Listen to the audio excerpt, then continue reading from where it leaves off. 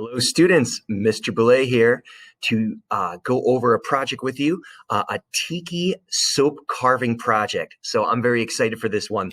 You're going to have to look in that art supply kit that I gave you guys. You're going to find a bar of soap in there, not to wash your hands with, but to make a carving. You're also going to find a scratch stick that we've used for scratch paper before.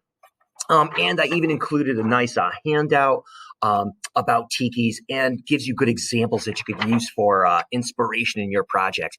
Before we get into the actual carving, I want to teach you about this art form. So I have my PowerPoint pulled up. We're going to start this slideshow from the beginning. And move my little box out of the way here.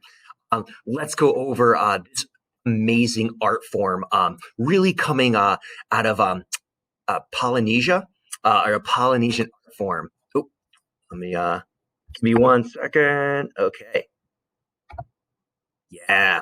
In Polynesia, this is made up of over 1,000 islands within the Pacific Ocean. The Pacific Ocean is huge. You can see this map up here in the corner. Here's us over in the continent of North America. I mean, we're all the way in the East Coast here in Massachusetts.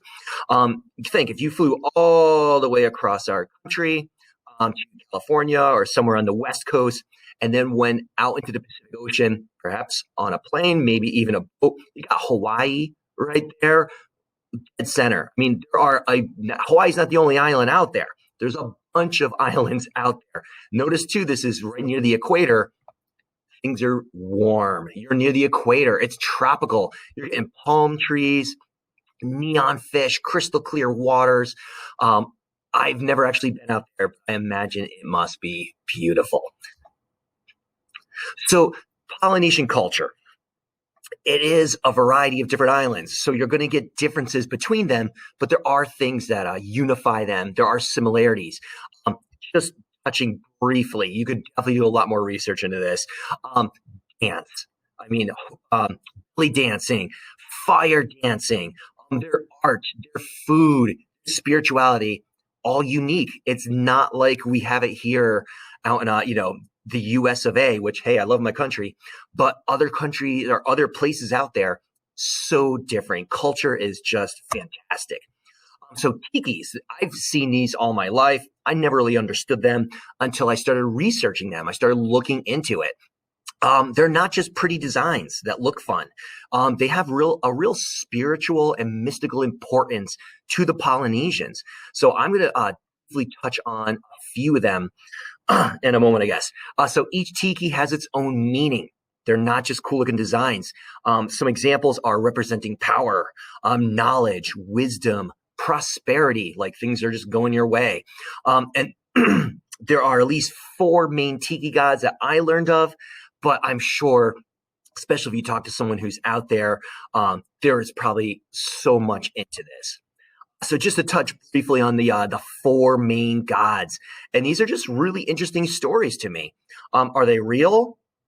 I don't know, but I do love that for that culture, it's significant. All right, so this is Cain. Cain is the father of light. Life. He created the sky, earth, and upper heaven. In the beginning, there was nothing but Po, the endless black chaos. But then Cain, sensing that he was separate from Po, pulled himself free by the sheer act of will. Sensing Cain's presence, Leno and then Ku also pulled themselves free of Po. And then Cain created the light to push back Po. These are really crazy stories here. I like it. Or mythology. I should use some good terminology there. All right, let's go with Lono. And again, I don't even know if I'm pronouncing these properly. So if you're watching this at some point and you're Polynesian, hey, contact me, fill me in. I'm really trying to do this culture, honor and respect. I apologize if I'm butchering the pronunciations here. All right, Lono, a fertility and music god who descended to earth on a rainbow to marry Laka. In agricultural and planting traditions, Lono was identified with rain and food and plants.